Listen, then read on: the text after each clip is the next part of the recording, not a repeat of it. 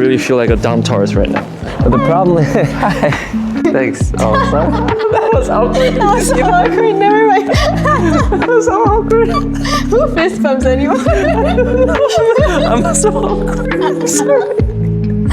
Okay, you see, at least that was a bit real. Okay, so I just got off my hostel and on my way to a bagel shop to grab some breakfast.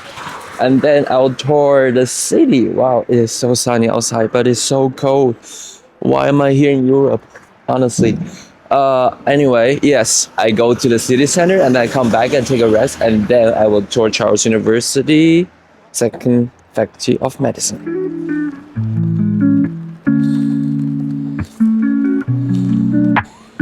So I'm almost there to this bagel place. That's a recommendation from a friend.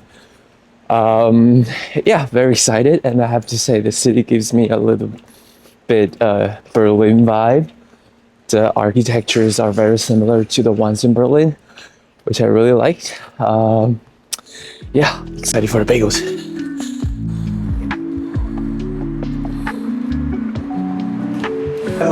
Famous.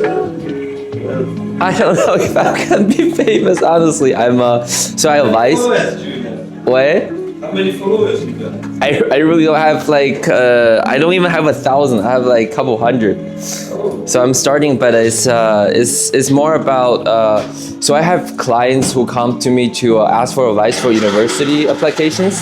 Yeah. And when they see my channel, I want to make sure that they know like I know stuff. That's why I'm documenting. I'm visiting Charles University. Just had my bagels. Now I'm ready to go. It was such a lovely place. I talked to the owners for like half an hour. I went in and they thought I was like a famous YouTuber, which I'm absolutely not. Hopefully, I don't know if it's gonna happen all the time when I ask people if I can film there and then they just start asking me questions. But I'm just, I have 500 followers, so kind of embarrassing to tell everybody, but yeah. Anyway, I have to keep going and very excited for the next site.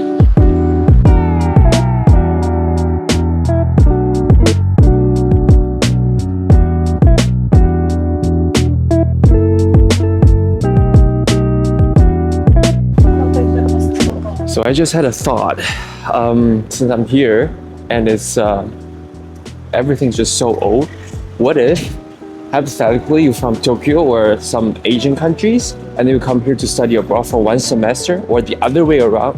I think that would be a pretty cool contrast of experience, right?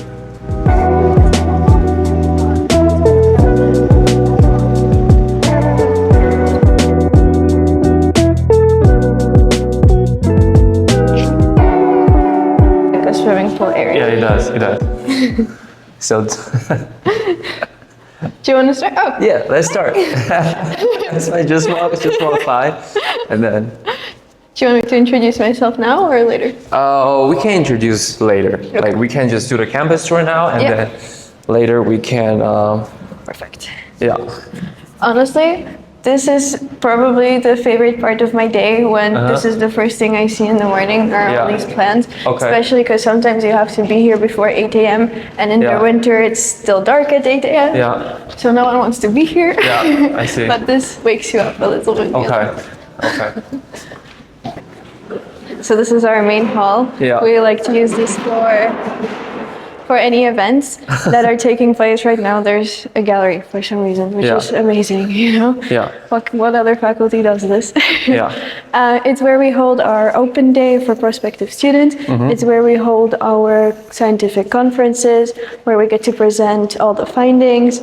And we even get guests from all around Europe to present any new interesting topics in Yeah. medicine. Like now we actually had a guy presenting about AI in medicine, which is really cool. About AI and AI in medicine and the ethics of it and Yeah. how it should be used, when it should not be used, and all that. okay. So, That was sounds really very cool. interesting. Yeah. Yeah. So if you follow me, Yeah. I'll show you some of the lecture halls. Yeah. Very nice. We call these the small left and small So much right quieter, lecture yeah. halls. Yes. Well, it's an exam season technically, so there's not a lot of classes going on Mm-hmm. right now. But this is where we like to sit and study in between classes. Yeah. And again, what I like about it is we technically went down 3 flights of stairs to get here, but you're still outside, you know, you're still on the ground floor. Yeah, yeah, I can tell. Yeah. Which, you know, it doesn't make you feel like you're trapped inside all day. Yeah. Which you can be here for 8 hours in a row, you know, but it makes you feel a bit alive and connected. Yeah. Yeah. So if you'll come with me, Thank I you. can Yeah. show you around a bit. Thank you. So technically this is this is the largest hospital in Central Europe. It's our selling point. And it's really good because the people, there's so many departments that if you're a student here and you've established yourself as someone who's motivated, you can very easily just contact any department and ask them if you could theoretically do an internship with them or help out. And because most of them are young doctors who usually studied here, they're more than happy to help. This is my favorite cafe in the area. Yes. Honestly, hands down, one of my favorite cafes in Prague. Yeah. In Prague? Yeah. Like just because their coffee is genuinely so good, and you know what? Their cookies are homemade every day, okay? Which means when, you know, you need a sweet treat after a very hard lesson, I love going there to get my sweet treats. Okay. Do you want to check it out really quick? Sure, let's go. And the workers there are very nice as well, and they remember you, you know, they're like, oh, hi. Oh, really?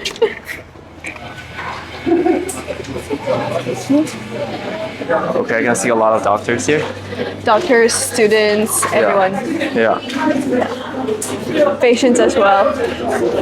Okay. It just makes me feel happy. Yeah, sure. Can we take a look at the cookies really quick? The cookies, yeah, of course. Yeah. Do you think you can get in there? Yeah, I can get in there. Yeah, actually, do you see the one with the little heart on it? The circle with the heart on it? That's my favorite. That's the sweet treat I get. Okay, I see. Okay. That's fine. Yeah. Thank you. Good. Thank you. Let's go. The metro's right here, so it takes 15 minutes. Yeah, it's right outside the hospital. Literally. That's pretty cool. Literally right here. Yeah. And because it's not in the center, we have the space to expand. So the building that I'm taking you to, we're constantly building it. Like, it's literally finished building last year. So it's amazing. Yeah. So you have to weigh your priorities. You know, everyone needs something else from their studies. Yeah. I see. It's very important to make an informed looking choice. up. What is up there? Okay, never mind. It's just a window. Nothing. Just Okay. the street. Okay. So how's the train system? That's like they're very similar to Germany. They don't check your. Do they check your ticket? Like. They do check your ticket actually. Yeah. So you can either get a 24-hour one, Yeah. 72-hour one, or Yeah. like 30 minutes. As students or as people who live in Prague, you can get a yearly one. Yeah. And as students, and we're going this way, it's so cheap. It's in euros. I pay less than 50 euros a year. Yeah. And it includes metro, buses, trams, everything. Yeah. And I just have it on my phone. Okay. Yeah. So it's really good. But you do have to be careful because they do check it a lot. Okay. So what happens if they catch you? Fine. Oh, fine. Okay. It's 1,000 Czech crowns, which is 40 euros. Okay. That's actually not bad. It's actually, yeah, but they can it happens a lot, you know? Yeah. Like just because you got fined yesterday does not mean you're not gonna get fined tomorrow. Yeah, it's true. Okay, I see. So are we taking a bus? Yeah, we're gonna take one bus stop. Okay. You could theoretically walk, but it's pretty cold. Yeah. So Let's take the this bus. one. Yeah. Literally any single bus except one that stops here also stops in the other buildings. So Yeah. can go. It's also how students who live on the metro lines. Yeah. Do you want to hurry up? Do you want? 1 sec. Maybe we can wait for the next one, I guess. Should we take that? Yeah, let's go.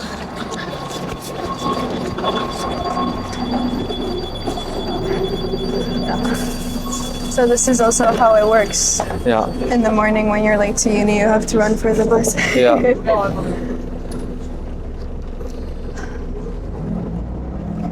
But yeah.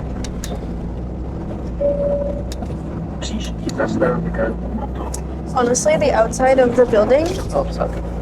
Jo, pardon, já vás pustím. The outside of the faculty building actually looks sus.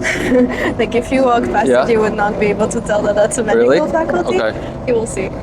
But once you get past the very weird looking gate, you start feeling like you're in a modern Okay. university. So how long does it take for you to get to university? Half an hour. Half an hour? Like Okay. from leaving my house to entering the hospital. But it depends because I'm very fortunate enough to live very near the center.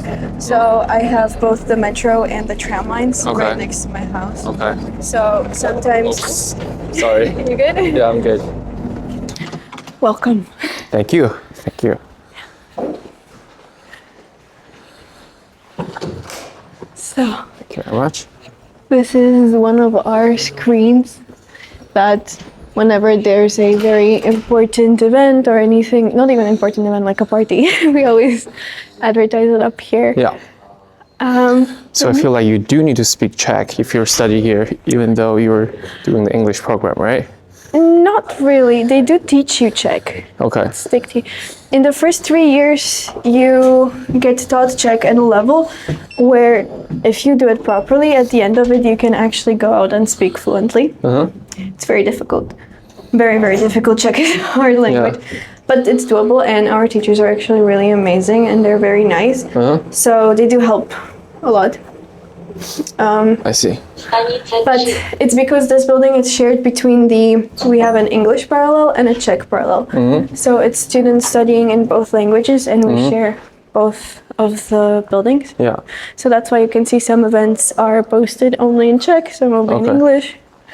All of it like that. So I wanted to show you here the view. So that's the hospital. Oh, so we can study here. Yeah, these are our little study chairs. Yeah. It's empty now because it's exam season. Yeah. Exam season only counts to first to third years, which is the main population of this building. Yeah. That's why it's so empty. Yeah. Usually it's all alive and buzzing. Yeah. Why I am so proud of the fact that we have the ultrasound machine is because our teachers for anatomy can use it for first year students to introduce them into how they should link the theory into clinical practice, which is what I think is lacking in a lot of the medical schools around the world. It's true. Because they just say A is B or, A plus B is C, and they don't tell them what to do with it. Yeah. Which we do. Yes, of course. I'm just gonna close the door behind you so Yeah, no problem. students don't come in.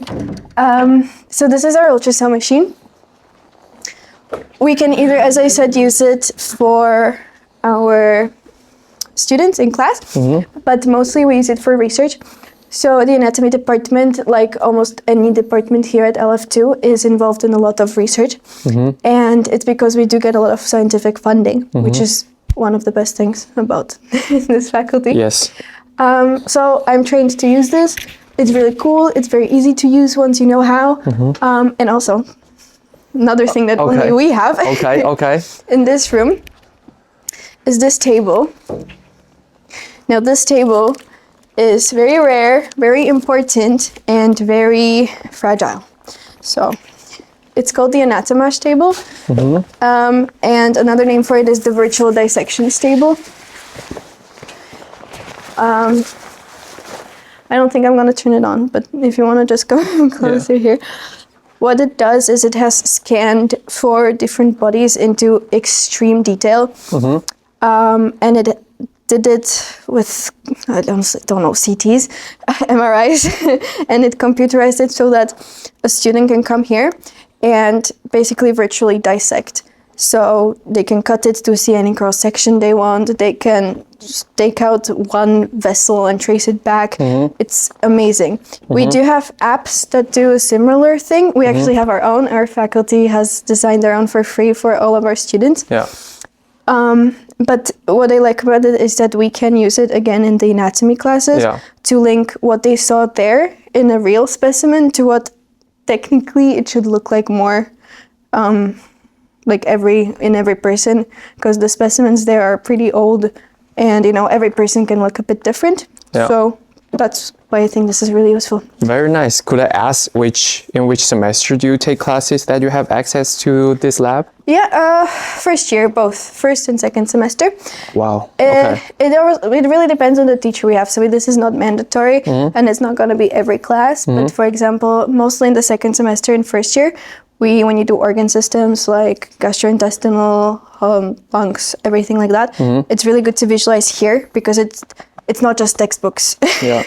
Medicine is not just textbooks. Yeah. So yeah, we're the only one that has. You're the only one. Yeah, that's us. Thank you. Thank you so much. Of course.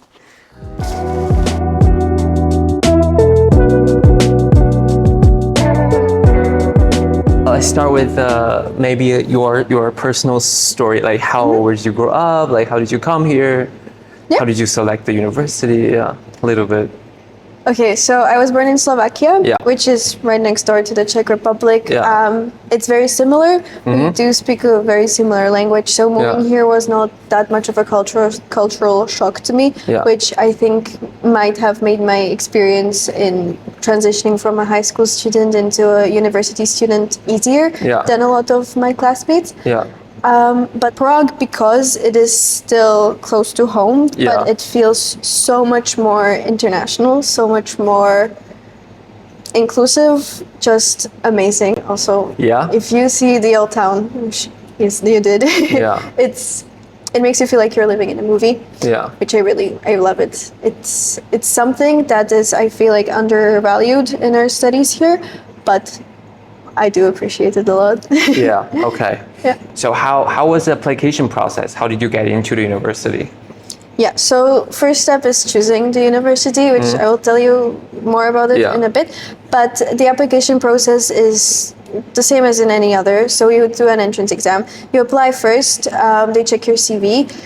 Because most people apply when they're still in high school, before you write an entrance exams, there is no requirement of a high school diploma yet. You write the entrance exams, and depending on the year, it's graded on a curve. So there's no specific grade boundary that I can tell you right now. Yeah. But it changes every year. Yeah. It's out of 4 topics. It's biology, chemistry, physics, and some logical thinking, which I think is the best way to identify if you actually have the kind of thinking that medicine requires of you. Okay. So that's the first step. And once you pass that, it's written, it's multiple choice. What is kind of difficult about our faculty that I think we're the only one that do it is that the multiple choice is not single answer.